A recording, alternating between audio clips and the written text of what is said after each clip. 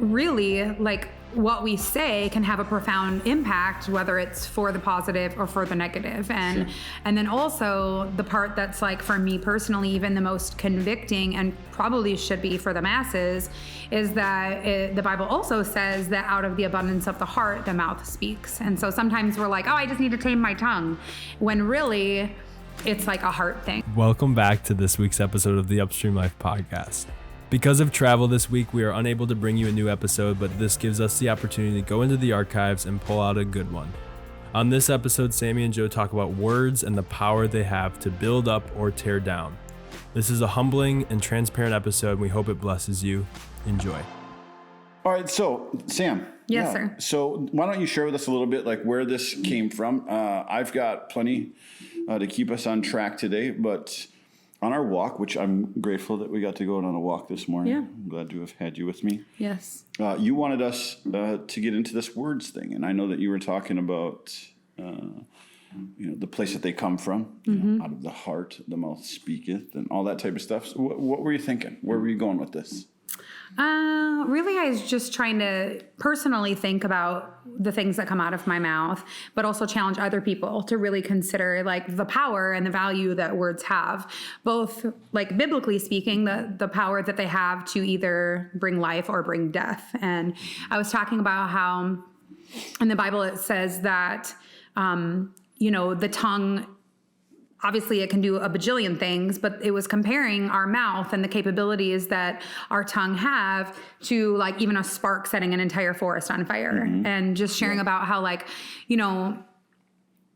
really, like, what we say can have a profound impact, whether it's for the positive or for the negative. And then also the part that's, like, for me personally, even the most convicting and probably should be for the masses, is that the Bible also says that out of the abundance of the heart, the mouth speaks. And so sometimes we're like, oh, I just need to tame my tongue, when really it's like a heart thing. Ooh. And I can see that. I mean, obviously, we were just talking with Ox, like, there's times, like, I'm not going to lie, like, I for sure swear. Anyone that lives in my house will be like, yeah, Mom swears sometimes. But it's something that I do feel convicted about at times, and then I get really good at, and then I, like, can easily get back to sometimes they're slipping out. If I look at it, though, why it's happening, it's generally coming from a place of, like, sadness or, hurt or anxiety. Yeah, like, things that, so it's kind of more of that picture of what is in your heart is likely what's going to come out of your mouth. Yeah. And so if we can really do the business of figuring out what it is in our heart, which, in Psalms it says, like, search my heart, oh God, and, like, because he knows what's in us, right? And show me anything in me that is offensive. And so if we kind of take that posture, well, then we're really able to start doing some of that heart business, Yeah. Does this mean I have to quit swearing again? Jeez. Yes. Hey, you were successful with it one day. One day, I went like a whole month, and then we had to leave. We had to leave Haiti, and we moved to COVID, and then it just all started coming again. My favorite part about your confession on this is that it feels funny to even confess it. You know what I mean? Like, if that is something that gets us a little taken back, imagine the fly on the wall, like what things you would see behind closed doors of people's lives when we could almost not, I'm not saying you're ashamed, I'm not ashamed, I'm just saying some people could really be taken back, like, oh my gosh, like Sami swears. Sami swears, or I come swear, on.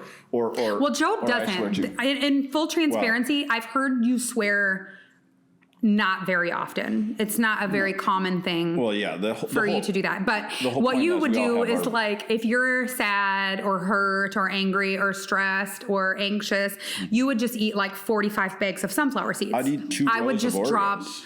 I would just drop an atomic mouth bomb and move on. Sure. So we all have our vices. We won't. Yours is dill pickle flavored and mine is not. As much as I would enjoy an entire episode of picking on your flaws because you have so few, I know that's not the point of today's message. So I titled this, "What Did You Say?" Just as, Well, yeah, it's not what it's about because, yes, I'm referring to swearing, but I'm really talking more about, here's an example. Can I share an example really quick? Yes. Okay.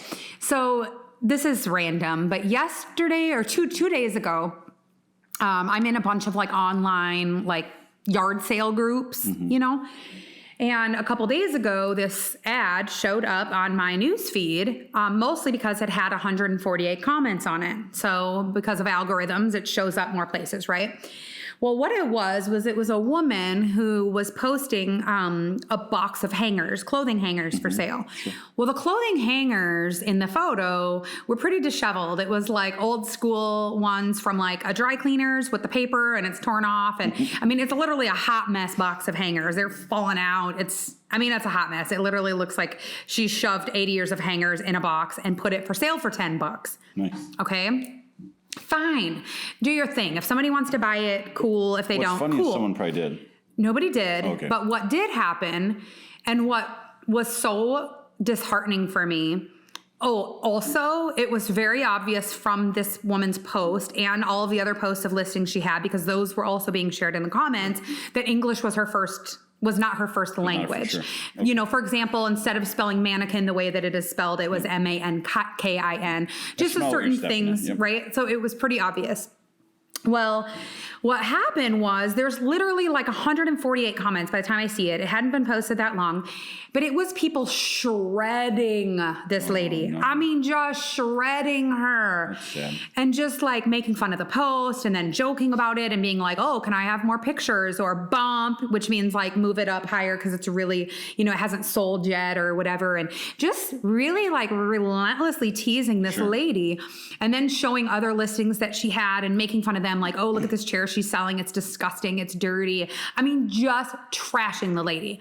Well, I know enough to know that if I come on there and I defend this lady, I'm just going to get slaughtered for it. But I also know I'm a justice girl. So what I have does your shirt say?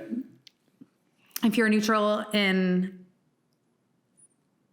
You are the oppressor. You know, if you're neutral in situations of injustice, you've chosen the side of the oppressor. So like, there is this part of me where I'm like, I sometimes just can't help myself but to defend somebody. In this situation, I chose to wait. And instead, I sent her a message privately. Yeah. And I said, you know, hey, I'm not interested in your hangers. But I just want you to know that I see you, and I'm so sorry that these people are literally like destroying you about your listing. Yeah. And she responded and she said, you know, I love Jesus. No, she said, I'm a Christian, so I'm choosing not to respond the way that I would maybe want to. Ooh. She's like, but I also have to admit that it does hurt. Yeah. It just made me so sad. Like, I'm like, but then it makes you think about too, you're like, this world, like you hear constantly about kids being bullied in school and all these things that happen in school. Yeah. Like when we were growing up, we saw it. Now it's worse than ever. You know, suicide rates, all these things from people that are getting, you know, teased. Yeah. And I'm thinking, this poor lady is just trying to make some money. She's selling some things, and sure, they might not be as nice as some of the other things that people are selling, but like, why is it that we feel the need sometimes, or people feel the need sometimes, to interject something that is not helpful in any way? Like all they're doing is literally that was one making fun of her mentality though too. That was, and then everybody bullying her. Somebody on the playground said something that nobody really wanted to, but because somebody did, it opened up the floodgates. And I'm talking last night, it was up to like 100 and I mean, it was over 150 comments. Well, there was one girl that said something. Yeah. And she stood up and she said, well, you know, I take it as her standing up, even though I didn't see her actually stand up. She said, you know, do I think that the price of this is ridiculous? Yes. But there is no need for all of you to be responding this way. Well, this guy sends back the most crude response. Like, he basically said to this lady who was defending her, I've done this, which was a horrible act that he was saying he's done. Not a horrible act, but a horrible act to say that you, whatever. It was vulgar. I've done this with less shame than she should have about this post, or something like that. Well, that is when the part of me that I cannot contain. You decided to get in, huh? I was nice, but I just like, said, ding, ding, ding, I just couldn't help it anymore. And maybe this other girl, like having the courage to say something. I mean, I definitely posted and deleted like wrote it and then deleted it a few times because I'm like, I don't want to make it worse. I don't want to cause more division, but at the same time, so I felt like it was more important to just message the lady privately and let her know, like, hey, I see you. I'm sorry this is happening. I was tempted to buy her hangers, but I didn't need them. And so I didn't. But I just responded and I just said, like, you know, hey, like the things that we say are important. And we wonder sometimes why our world, why our country is so divided. And we're seeing the proof of that because this woman's just trying to sell some hangers. If you don't want to buy the hangers, move on. But like for literally there to be 150 some comments of people just trashing her, it's ridiculous. And nobody said anything like after that, like a bunch of people like, you know, hearted it or whatever. Nobody said anything after that, but I'm just like, it just shows like, you know, and this lady, like you can be a Christian and choose to not engage. Like we have had people say horrible things about us.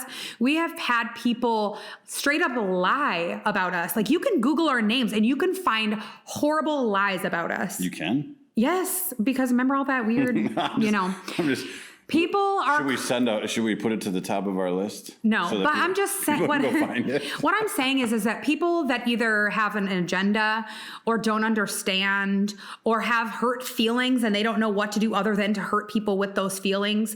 We've had people say really nasty things about us.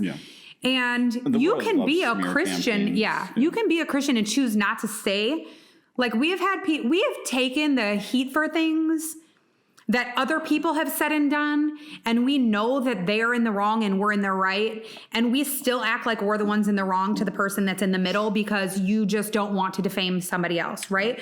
Like we've done that, but that doesn't mean it doesn't hurt. And that's the thing that with this lady that broke my heart is she's like, I'm a Christian and I'm choosing to not engage it, but it does hurt. And she just thanked me for saying something. And so it just really has made me think a lot. And I had already planned out that I was going to be talking about words like on my own personal page today, but it just made me think even more about like, just, you know, how much power we truly do have with this thing in our mouth, like so much power. And if we aren't checking our hearts and figuring out why am I feeling like, why am I saying this? It's obviously because I'm feeling a certain way. Like if we're not able to really like check that, we can really hurt people, and we can really hurt people that care about us and that we care about. And granted, like we've done it, we're not perfect. Like we've hurt people, people have hurt us, but it's worth considering, because do we really like want to bear the name of Jesus and go on hurting people? What is, for lack of better words, interesting about what you're saying is, one, I'm most certain that through the course of my life, I've been a part of poor words spoken or bad words spoken. I certainly know that as I look at our kids' lives and you think about those moments where maybe you could have chosen this. We all have done it. But to be conscientious of it and to feel guilt after it happens is the evidence of the Holy Spirit and God doing work in our lives. And it is, as far as God is concerned, one of the most important things that we are supposed to be guarding. I mean, when we look at, you're bringing to this whole point, what is the power of words? Well, the words themselves are important as far as what damage they do, but also where they're coming from, right? That's where, as we internally think about words that come out of our mouth or participating in something like you're describing, where that comes from is what is sad and scary. And I think what we're teaching other generations too, like I just think about, even just something as silly as that Facebook marketplace dialogue, but I see it everywhere too. I mean, like I'm in all these different like interest groups, right? Like I'm in this one for cane corsos for our dog, right? Learning about them, training, just all kinds of things, just trying to learn more. And people are so nasty. Like somebody will literally, like somebody posted a picture the other day of their cane corso, proud of their dog. It was pretty obvious that it was not a full-bred cane corso. Mixed breed of some sort. Yes, fine. But so many people felt the need to say something. Yeah. Like about But her, not but I rudely. tire of saying not out of love because we don't even know what that context means anymore. Out But of love, rudely, oh yeah, that's a half breed, or like that's not. Well, and you're like, why? What is the point? There are nice ways to say things, and it's kind of become Like you our could even thing. ask, like if you're curious, like. Yeah.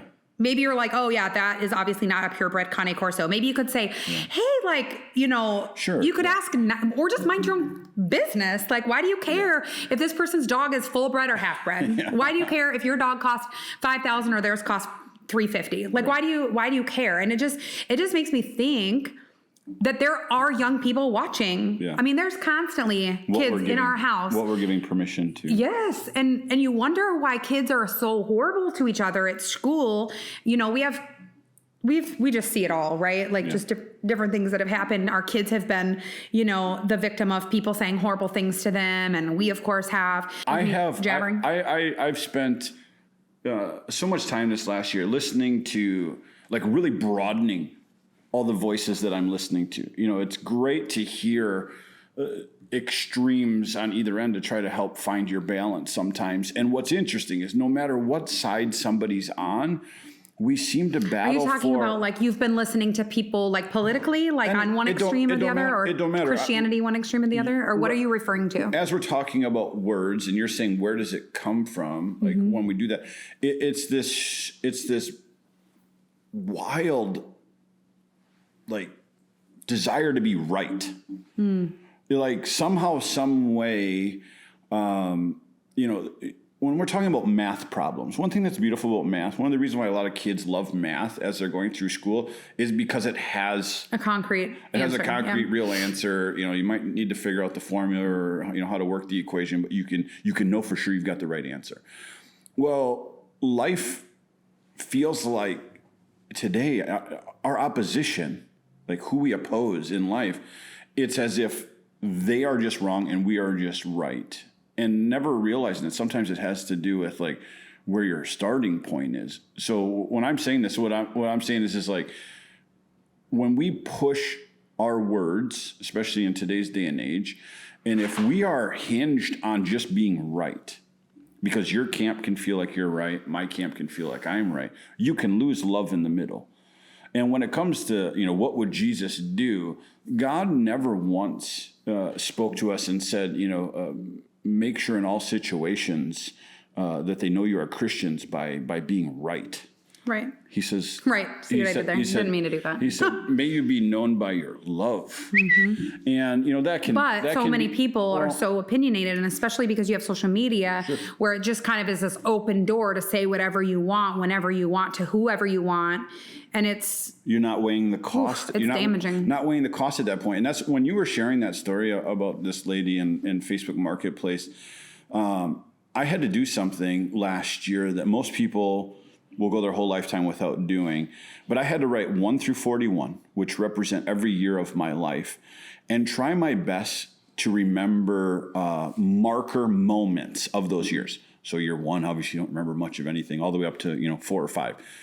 But your entire year of age 5, you might have a couple of memories. 6 and 7, a couple of memories. 10, a couple of memories. A few memories make up all of the years of your life.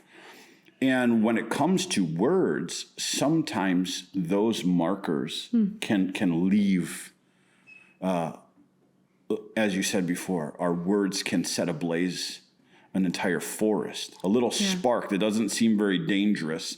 As I click a lighter or strike a match, it doesn't feel very dangerous, but you put that on kindling near a forest and you can have a pretty crazy wildfire. Many of us, when we look at ourselves or things that have caused traumas in our life, whatever, can be rooted in words spoken. So what seemed to be just a flippant moment on Facebook of you feeling funny or feeling like you're right or even being able to defend, you have completely negated the fact that you could be really destroying and hurting somebody. And that's what breaks my heart. And that's why I say, like, to do it and not be repentive, like to not walk away from that moment and be like, well, I just totally trashed a complete stranger yesterday. I didn't know anything about them, can be so dangerous. Mm-hmm. And what makes me really sad that is a lot of what this last year has been for me, even just trying to make sense of our political system and what's going on. I don't know a single person that is a governor or a senator or the attorney general or the president or the vice president, but I have so many opinions about them. I have so many thoughts about them. If you were to grab anybody off the street and say, what do you think about this person? What do you think about that person in politics? They would have a whole lot to say about it. And guess where all of their opinions came from? Words, not spending time in their life. Words spoken by somebody. And I think that's the reason why we're seeing media just get such a hard rap these days, is because depending on what twist they put on it, depends on how you feel now about that person or about a particular situation.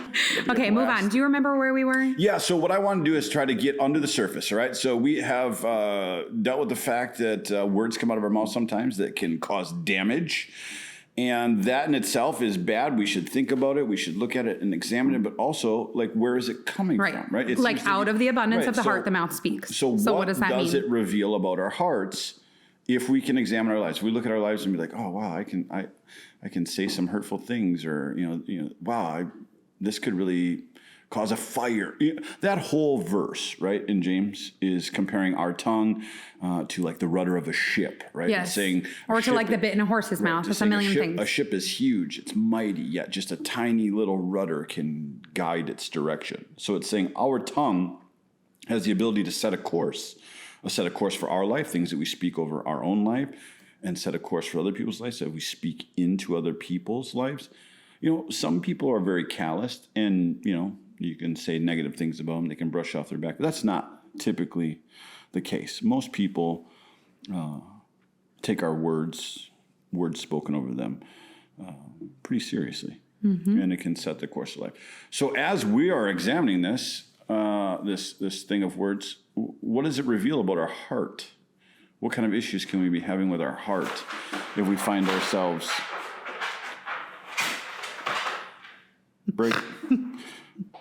what does it reveal about our heart? Yeah, what does it reveal about our heart? Yeah. I mean, I think, like, obviously we all have stuff going on in our hearts, right? It could be anything from, like, things that are long-term or things that are short-term, right? And what I mean is, like, short-term, I could just be really ticked because I just spilled my coffee all over the floor. Mm-hmm. And then I'm saying something rude to somebody that happens to be in the middle of the situation, right? That'd be more short-term. Or long-term, it could be like, I have, say somebody has like really wounded me and done something to like really harm me. And maybe I am working through it. Maybe I'm not, but maybe there's like a root of bitterness that has like kind of come in me or something like that. And say that somebody that's totally unrelated to the situation says something even remotely similar to something that somebody else said or did that really hurt me. They might get the brunt of what was actually somebody else's thing, right? Yeah. And so I just think like, like you can have so many things going on. You could have anxiety. You could be depressed, either clinically or situationally. You could be, harboring anger and greed, like there's times where, I think like, I see it a lot. I think it's maybe more of a woman thing than it is a man thing. Hate to generalize, especially in this day and age. Mm-hmm. But I think women naturally are very competitive with each other. I think men are in a different way, more of a like, like, oh yeah, like I have bigger muscles than you do kind of a way. I don't know if that's true. It's true. Whereas I feel like with women, it's less obvious. It's more covert. Like you see a woman succeeding and maybe you're jealous, and instead of like in your heart, like actually celebrating them, championing them, being happy for them, you're like grumbling, and maybe not to them. Maybe you just say to them like, oh, congratulations. But really you mean, Sure. And so I just think like there's just different ways. Like I think our heart can just have a lot of yucky parts to it. And if we're not careful, they can come out in swearing too.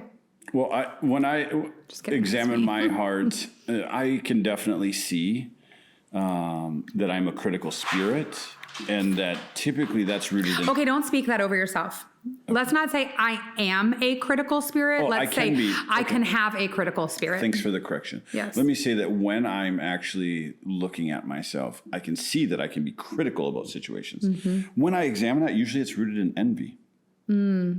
Well, that's what I mean. Like when I'm saying like this example of like sometimes women can be kind of, Yours you know, seem to be a little bit more in bitterness, but yeah, envy too, right? Like you would rather like, see oh, somebody. like this lady's like, she's really crushing it at this and I'm like down here and I'm not quite crushing it yet, Yeah. rather than being like, Those two can go hand whoa, in like hand she's a little really bit. crushing it. That's exciting. And I'm going to keep, you know, Yeah. but This is instead we can let our embarrassing heart. for me to even admit, but yeah, I struggle with celebrating. It's a command. God says for us to celebrate with our brothers that rejoice. You know, Weep with those who weep, right. rejoice with those who rejoice. Weeping for those that are weeping, not so hard. It really depends. Like this is a vulnerability, right? You had to confess that you swear. This one's a little bit hard for me to confess because I don't want it to be that way. Yeah. But like I said, if I see myself being critical, just for critical sake, it typically is because there's some envy involved.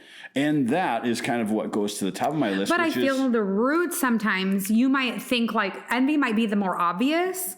Right. I would say underneath the envy for you would be insecurity. Like, Which goes into like identity, I'm not, right? like I'm not as good as this person or Yeah. I can't accomplish what this person Yeah. has. If and we it were can, to say- it can look like envy, but underneath it all is something more, you know? If we were to say envy was a symptom, it would be a symptom of identity, right?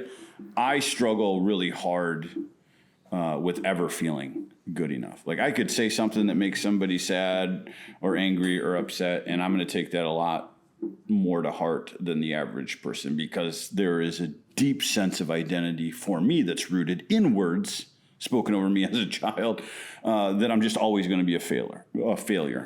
Yeah, Always going to be a failure. Always going to be a failure. Always going to be a failure. It's a litmus test. Right, and I just conked my tooth. when you grow up poor and disadvantaged, Babe, I'm sorry, but I could have just knocked my tooth out. but I'm trying to get really sentimental right now. I know, and I literally just bashed my face with my coffee cup and almost knocked I my heard tooth it. out. I actually heard it out of the corner of my ear. It actually like stung all the way up to my eyeball. Yeah.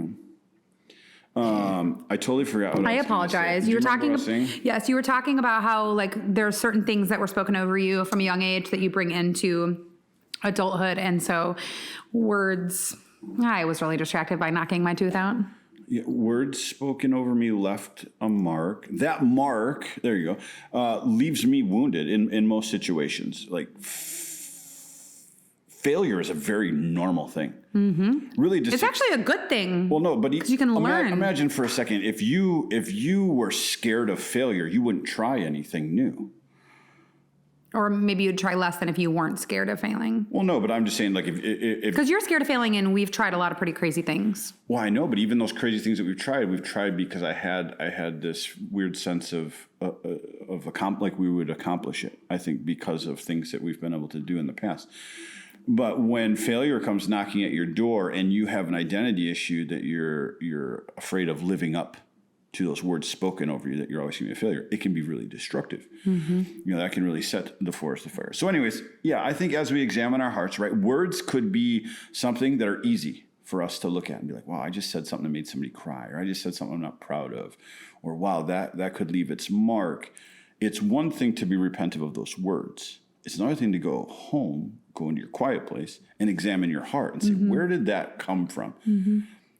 Obviously, we all have moments. Not to say we could have bad words as an accident, but the heart, examining our heart in these moments is when we realize that that's actually kind of chronic or habitual. If you look at yourself and you're like, well, I'm constantly bullying people, or I'm constantly doing this, or I'm constantly doing that, you know, there's a heart issue to look at there. Yeah, for sure. Yeah. You know, it is a lot to think about. One of the things that I've been thinking about, I just forgot because I got distracted by something outside. But my good looks. Always thinking about your good looks. No, I was thinking. My handsome eyebrows. I do want to pluck one of them, one of your hairs. What was it? It was something that I was really thinking about, and then I got distracted by one, listening to you, and two, A car driving by? a school bus. Yeah, that would be ADD. Remember an episode or so ago when you wondered if you had ADD? That would Ben, be... do you think I have it? That would be a marker. Cal? Well, I am really distracted because they kept talking to each other over there, and I was thinking, I wonder what they're talking about. Maybe I can listen in. I'm going to listen into that one. I'm going to see if I can listen to both things at the same time. But what was I going to say? It was actually... Well, let's say... It was actually very thought-provoking. I guarantee it was really smart. So much so that I thought about other things, too. If it was coming from you, I'm guaranteeing it was smart. All right, so let's not stay on that one, right? I figured it out. There we go. Okay.